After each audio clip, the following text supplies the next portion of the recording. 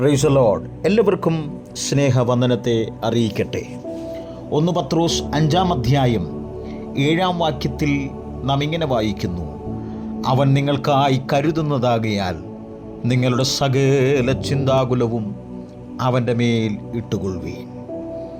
പ്രിയരെ, ജീവിതഭാരങ്ങളും ഭാവിയെക്കുറിച്ചുള്ള ആകുലതകളും ജീവിതത്തിലെ വ്യഥകളും നമ്മുടെ മനസ്സിനെ വല്ലാതെ അലട്ടുന്നുണ്ടാകാം. എന്നാൽ ഒന്നും ഒറ്റയ്ക്ക് ചുമക്കാൻ ദൈവം നമ്മെ അനുവദിക്കുകയില്ല. നമ്മുടെ ഹൃദയത്തിലെ ഓരോ നെടുവീർപ്പും അറിയുന്ന ദൈവം, നമുക്കായി കരുതുന്ന ഒരു പിതാവ് ഉയരത്തിൽ നമുക്ക് വേണ്ടി ഉണ്ട് എന്ന് ഇന്ന് പകൽ തിരിച്ചറിയുക.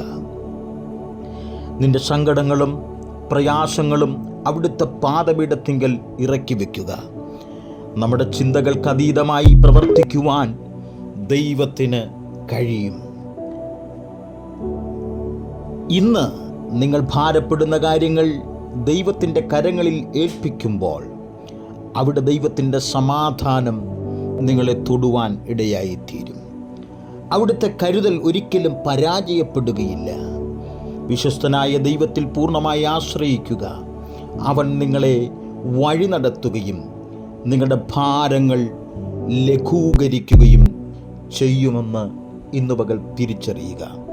അതുകൊണ്ട് ദൈവസന്നിധിയിൽ ഉറയ്ക്കാം, പ്രാർത്ഥിക്കാം. കർത്താവ് നമ്മെ ധാരാളമായി അനുഗ്രഹിക്കട്ടെ.